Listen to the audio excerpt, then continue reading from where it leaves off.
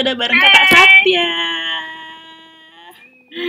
Oke, nah bareng Kakak Satya kita bakalan bahas tentang move on. Oke, tapi sebelum kita bahas, aku kemarin nih sempat nanya sama teman-teman nih di Instagram, menurut teman-teman move on itu apa? Terus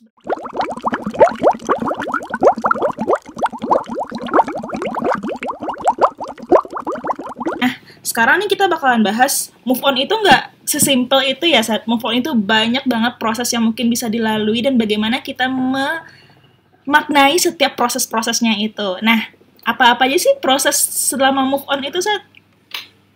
Oke, jadi memang move on itu luas ya. Jadi nggak cuma tentang gimana tentang patah hati, pada pasangan, tapi memang dasarnya itu adalah patah hati. Gitu. Jadi patah hati kan nggak cuma bisa lawan jenis ya, jadi patah hati sama dosen bisa, patah hati sama orang tua bisa, gitu, patah hati sama temen pun juga bisa. Jadi iya kan. Tapi prinsip dasarnya adalah suatu perasaan yang sangat kompleks gitu ya, suatu perasaan yang sangat negatif banget gitu. Entah sedih, kecewa, marah, nah itu berkumpul jadi satu tuh semua tuh di sana gitu. Tapi yang paling penting sebenarnya apa yang dibilang sama teman-teman tadi itu nggak salah gitu. Dalam artian rata-rata sudah sesuai ya. Tapi memang secara garis besar yang bisa aku tangkap tentang move on itu adalah ada dua hal. Jadi ada terkait move on abstrak dan move on konkret. Nah, move on abstrak itu yang itu nggak bisa dilihat, gitu. Jadi itu cuma bisa dirasain oleh orang itu sendiri dan cuma orang itu sendiri yang bisa jujur apakah dia udah move on atau enggak. Gitu. Kalau move on konkret itu yang bisa dilihat tuh, entah itu punya pacar baru, entah dia mulai kegiatan baru, entah dia mulai hidup baru gitu. Intinya adalah satu hal yang bisa kita lihat gitu. Tapi memang sebenarnya banyak orang yang sering bisa melakukan move on konkret gitu. Tadi dia bilang pengalihan gitu, tapi nggak banyak yang bisa melakukan move on abstrak ini. Gitu. Jadi ya mungkin aja dia punya pacar baru gitu, tapi masih belum bisa maafin atau belum bisa nerima yang sebelumnya gitu. Atau bisa aja ya dia baikan sih, dia ketemu dosen A gitu, dia tetap menjalin hubungan dengan dosen A gitu, tapi tetap masih kesel, masih jengkel, masih mangkel gitu. Atau dia tetap ngobrol sama orang tua gitu misalnya, tetap ngobrol sama teman, tapi masih jengkel, masih marah, jadi pendem. Nah, sebenarnya itu yang bahaya. Sebenarnya bahayanya adalah suatu ketika itu akan bisa jadi meledak gitu, karena kan sesuatu hal yang dipendem itu akan meledak. Nah, sekarang gimana? Iya, jadi kita sekarang pengen kenalan dulu nih dengan proses-prosesnya biar teman-teman nih paham, oh berarti aku belum sepenuhnya move on karena aku masih berada di proses ini, kayak gitu. Oke, tahap pertama. Suaraku kedengar kah? Atau kedengar kok, kedengar jelas. Terdengar ini? Jelas. Oh ya, jelas. Oke, tahap pertama. Jadi sebenarnya ada banyak teori ya, tapi di sini aku mengacu pada teorinya Kubler-Ross gitu, yang secara itu ada 5 anak psikologi banget. Iya, jadi yang tahap pertama itu denial. Ya, denial ini yang paling pertama sekali ketika seseorang mengalami patah hati, gitu ya. Jadi dia nggak nerima tuh, dia menyangkal suatu kondisi itu. Misalnya patah hati putus cinta gitu. Aduh, kok aku bisa putus ya? Kok harus aku yang putus? Kenapa nggak? Kenapa? Aduh. Itu denial ya. Iya. Itu denial gitu. Terus jadi kayak misalnya ketika sama dosen, kok bisa aku sih yang ngalami ini gitu. Atau denial ini fase yang nggak istilahnya penyangkal gitu. Atau sering banget terjadi tuh toxic positivis ya. Jadi dia seolah-olah merasa baik-baik saja, seolah udah apa-apa, padahal sebenarnya masih apa-apa gitu. Jadi aku udah baik-baik aja kok, ya udah nanti aku ketemu pacar baru deh gitu. Segitu cepatnya gitu, padahal ketika patah hati itu tidak langsung bisa seperti itu karena kan itu seperti ada luka ya, patah Iya. hati, ada dahan yang patah gitu. Mesti diobatin, mesti butuh Ya. proses untuk menyembuhkannya, nggak mungkin sesimpel itu ya. Iya bener banget, dan emang tiap orang tuh beda-beda sih gitu. Jadi ada yang cepet, ada yang lambat, tapi kita nggak tahu ya ukuran lambat cepetnya ini seperti apa. Iya, Nah benar. itu yang denial tuh, jadi benar-benar agak nggak terima banget gitu. Terus anger yang kedua tuh adalah fase anger. Gitu. Anger tuh adalah ketika udah mulai emosinya udah mulai naik. Jadi yang awal tuh masih nyangkal, masih nggak sesuai, nggak setuju, masih menyangkal. Kalau anger tuh udah mulai marah, kamu jahat. Nah ini yang Udah fase raw lah ya. Raw. jadi gitu. Raw. Ya itu ya kalau corona itu kan tuh nggak adil gitu. Kenapa mesti Kamu- kerjaanku yang di PHK? Kenapa nggak orang lain ya? Iya. Bisa-bisanya ya gitu, aku yang di PHK gitu. Jadi udah pokoknya aku tambah dendam nih gitu. Jadi marah. Suatu emosi yang besar gitu, marah. Udah ada reaksi emosional yang negatif lah ya yang keluar pada diri mereka ya. Jadi kalau itu awalnya masih menyangkal, tapi ini udah mulai sedikit diakui, tapi ya nggak ya belum terima juga. Gitu. Oke, setelah anger, bergaining. Begini. Gitu. Sebelumnya memang fase-fase ini perlu diakui ya, gitu. Jadi aku sedang berada di mana sih, gitu. Apakah aku sudah melaluinya? Gitu. Jangan-jangan sebenarnya aku masih di sana, dan ini bisa aja bolak-balik lagi. Jadi yang awalnya udah bergaining, tapi ternyata masih anger gitu. Dan itu artinya belum selesai fasenya, gitu. Nah terus bergaining itu tawar menawar gitu, istilah awamnya tawar menawar gitu. Jadi jika coba aja dia bisa balikan sama aku, gitu, aku bakal perhatian terus dia sama dia. Ini yang ayolah Tuhan, hidupkanlah dia kembali, gitu misalnya. Itu yang kasus-kasus ketika seseorang sudah meninggal gitu. Jadi kalau dia bisa hidup lagi, aku bakal perhatian terus sama dia gitu. Ya itu sih yang fase bergaining. Nah ini sudah mulai ke arah yang awalnya tadi marah, itu udah mulai menurun nih bergaining. Nah selanjutnya itu fase depression. Nah depression itu depresi gitu ya. Jadi tapi ini bukan gangguan mental depresi ya. Jadi depression itu suatu gejala kondisi yang ya negatif banget gitu. Tapi ya memang ya mirip gejala depresi dia. Tapi bukan berarti aku lagi depresi, enggak. Tapi gejala mental mood depresi, kayak misalnya sedih banget. Kayak ada muncul keputusasaan gak sih? Keputusasaan atas bergaining yang dilakuin sebelumnya gitu. Iya, karena bergainingnya nggak kesepean, akhirnya putus asa gitu. Akhirnya ngerasa aduh aku nggak berharga, aduh aku nggak berguna gitu, atau wah memang aku nggak pantas nih buat kerja sekarang gitu. Aduh percuma aja berharap gitu. Tapi ini sebenarnya fase yang apa ya, yang sudah negatif banget gitu. Tapi nanti ini akan bergerak ke arah yang positif. Iya. Nah ini prosesnya ini, transisinya ini yang mudah gitu. Nah jadi setelah fase depresi itu akhirnya ke fase acceptance gitu. Penerimaan. Jadi acceptance ini pun juga prosesnya nggak segampang itu ya. Jadi sudah mulai bisa menerima gitu. Oh iya, ini memang sudah berlalu gitu. Oh iya, aku memang sudah putus. Tapi ya aku akan melanjutkan hidup gitu. Oh ya, corona ini memang tetap ada gitu. Jadi aku akan berdamai dengan corona ini gitu. Tapi memang ya seringnya kan orang sering palsu ya. Jadi seolah-olah sudah menerima, padahal sebenarnya belum terima. Iya. Gitu. Jadi tapi menerima bahwa menerima bahwa kita belum menerima pun juga suatu penerimaan sih. Gitu. Jadi ya sebenarnya nggak masalah. Gitu. Yang penting disadari dan diterima. Gitu. Itu sih sampai itu.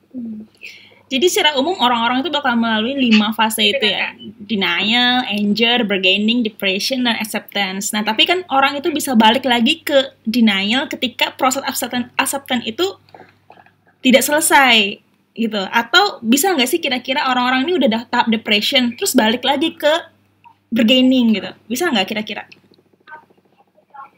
Ya, kalau balik lagi itu artinya ya memang di fase itu belum selesai gitu. Jadi bargainingnya belum selesai gitu. Jadi kalau misalnya masih mau marah gitu, ya udah marah aja gitu. Kalau masih nggak terima ya udah nggak usah terima gitu. Kalau masih mau teriak-teriak sama pemerintah gitu, ya udah ya teriak aja gitu.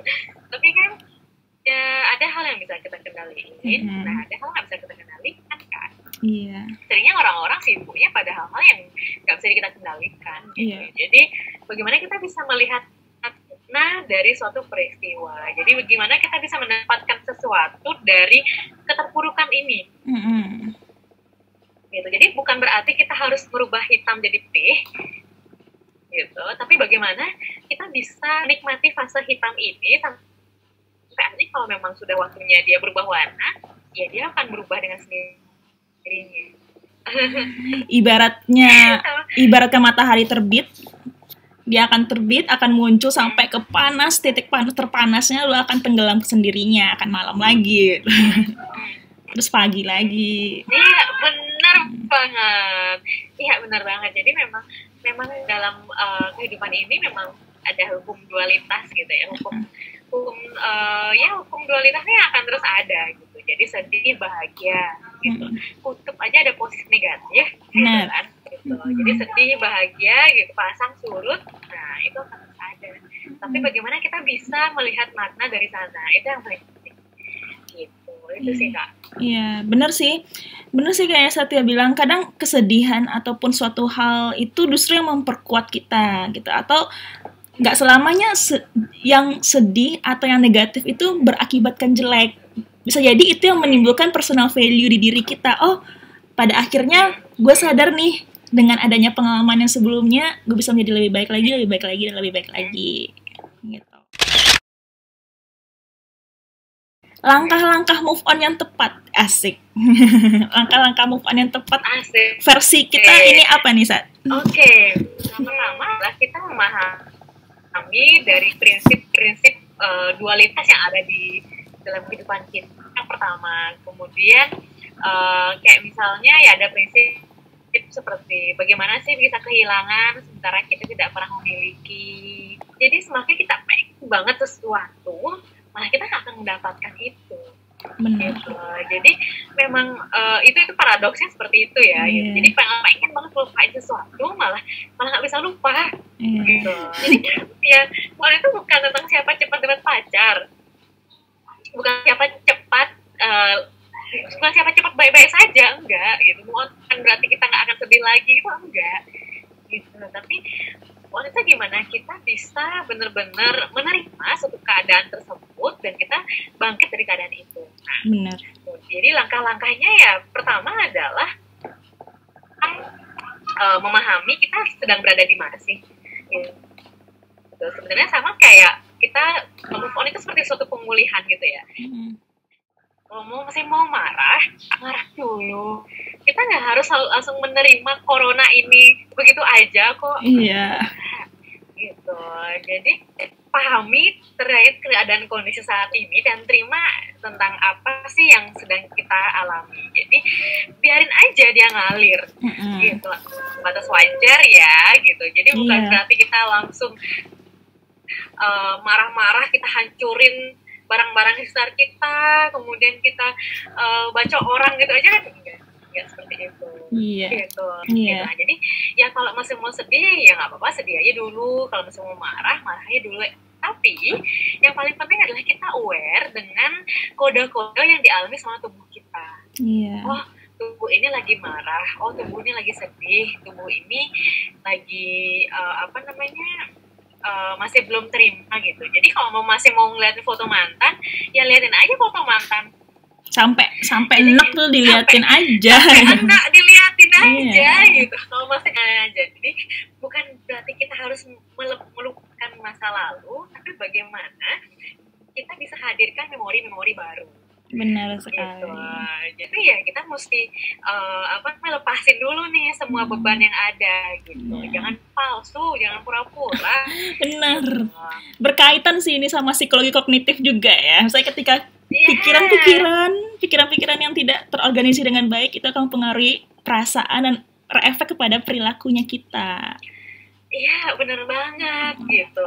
Jadi kalau pikiran kita masih nggak tenang, ya biar dia ngalir dulu. Ya, Dan yang kedua, memaafkan. Iya, dan memaafkan. Ini yang dalam artian nggak semua orang bisa langsung melakukan itu ya. Jadi minta maaf dan memaafkan itu satu kesatuan.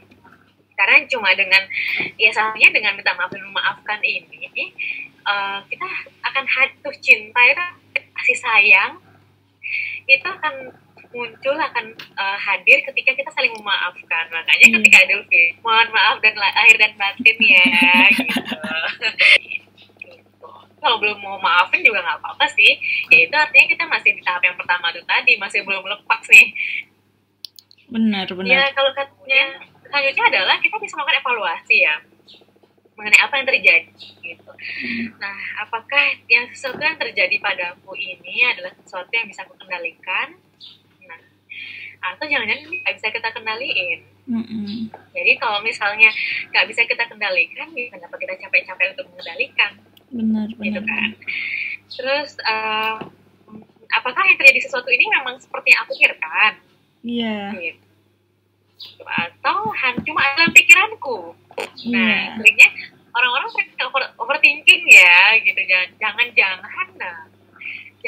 dia seperti ini, jangan-jangan seperti itu, ya seperti itu. Jadi masa lalu, masa depan itu nggak nyata. Yang nyata itu cuma hari ini. Kenapa nggak nyata? Karena itu nggak ada gitu. Jadi masa lalu tuh yang kemarin itu nggak ada. Nggak ada, nggak bisa diulang. Udah nggak nyata gitu. Iya gitu. Dan yang besok itu belum ada. Jadi itu nggak nyata. Yang nyata itu cuma saat ini nih. Hari ini, detik ini nih yang nyata. Gitu. Jadi kemudian kita juga bisa melakukan evaluasi apakah masalahnya ada pada diriku atau masalahnya pada orang lain gitu. Terus juga apa sih makna yang bisa aku petik, kemudian juga pelajaran apa yang bisa aku pelajari. Nah ini satu proses untuk refleksi diri juga sebenarnya. Misalnya kenapa kamu ketemu orang yang suka selingkuh gitu, kamu bisa evaluasi diri, apa sih yang kurang daripada diriku, apa sih yang salah daripada diriku, jangan aku yang kurang perhatian gitu, jangan aku yang kurang care sama orang lain, aku yang kurang peka gitu. Ya, kayaknya di sini kita tuh butuh kejujuran akan self reflection itu sendiri ya, agar untuk tahap kedepannya kita ya bisa menerima kesalahan atau kegagalan yang pernah kita lakukan. Ya benar banget. Orang cuma kejujuran inilah yang bisa menyelamatkan kita sebenarnya. Ya langkah selanjutnya adalah menerima. Gitu. Jadi menerima apapun yang sedang dialami. Gitu. Jadi menerima bahwa diri ini belum menerima pun juga satu penerimaan. Gitu. Oh aku belum terima nih. Ya udah terima. Gitu. Oh ternyata selama ini niatku belum benar-benar 100% nih di studiku gitu. Ya udah aku terima. Oh ternyata pikiranku masih terpecah nih antara studi dan asmara gitu. Oh ternyata aku masih sibuk gitu ngurusin orang lain gitu. Ya udah diterima. Gitu. Jadi menerima bahwa kita akan mengalami jatuh dan kita akan menikmati cinta gitu. Kenapa jatuh cinta disebut dengan jatuh cinta? Karena ada jatuh dan cinta. Kenapa? Iya. Karena ya kita akan menikmati jatuh gitu sampai akhirnya baru kita akan menikmati cinta. Iya. Gitu. Jadi bahkan ketika sudah berpasangan pun nih di psikologi keluarga gitu ya. Ketika kita berumah tangga pun ya kita tidak akan lepas dari yang namanya hal sedih, mengecewakan pasangan, dengan anak gitu, dengan mertua, dengan lingkungan sosial gitu. Ya ini akan terus ada. Benar. Gitu. Jadi ya mungkin ada yang pernah lihat detak jantung manusia, elektrokardiogram, itu kan ada yang jugu-jugu ya, jugu-jugu. Kenapa? Kenapa detak jantung kita itu naik turun? Kenapa orang yang udah meninggal tweet gitu? Karena nggak ada hambatan lagi, nggak ada tantangan lagi. Iya, benar sekali. Jadi memang hambatan, tantangan itu harus ada untuk memperkuat kita. Ya, untuk membuat kita menjadi semakin tangguh dalam menjalani hidup. Ya, it's okay to be not okay. Ya, it's okay to be not okay gitu. Jadi memang bagaimana kita bisa menerima dualitas ini, karena mau tujuan kita bukan semata-mata mencari kebahagiaan. Karena ya bahagia itu pasti, tapi sedih itu mutlak. Iya. Gitu. Jadi ya kalau kita tidak pernah jatuh, ya kita tidak akan bisa menikmati indahnya jatuh cinta gitu. Jadi intinya menerima dan memaknai bahwa segala sesuatu itu memiliki hukum dualitas. Kemudian langkah selanjutnya yang nggak kalah penting itu adalah menyayangi diri sendiri. Nah ini yang sering banget lupain oleh orang-orang di luar sana, karena ketika mau move on itu fokusnya udah keluar diri aja gitu. Iya. Oh aku pengen jadi orang yang seperti ini, seperti ini gitu. Oh aku pengen biar orang tua aku baik sama aku pengen biar dia gini gitu. Padahal yang paling penting adalah menyayangi diri sendiri. Iya, atau gini nih, gitu. Ada orang misalnya baru pasca putus misalnya, terus mereka berusaha memperlihatkan ke netizen atau khalayak banyak bahwa mereka bahagia, padahal dalam dirinya belum tentu bahagia. Ya, banyak banget yang kayak gitu. Nah, itulah move on palsu gitu. Iya, bagaimana sih kita bisa disayangi sama orang lain kalau kita belum menyayangi diri kita sendiri? Gitu. Jadi, bagaimana kita bisa ngasih air ke orang lain kalau diri kita sendiri belum sayang sama diri kita sendiri? Kalau diri kita sendiri belum punya air. Iya. Gitu. Ibaratnya selesaikan dulu apa yang ada di diri kita, baru kita bisa menyelesaikan apa yang kita bisa berikan kepada orang lain. Kita hargai diri kita cintai diri kita, sayangi diri kita, gitu. Karena hidup kita sangat berharga, gitu. Jadi terima diri kita apa adanya, gitu. Jadi kalau kita mau mendapatkan seorang yang menerima kita apa adanya, ya berarti kitanya mesti menerima diri kita apa adanya. Iya, benar banget.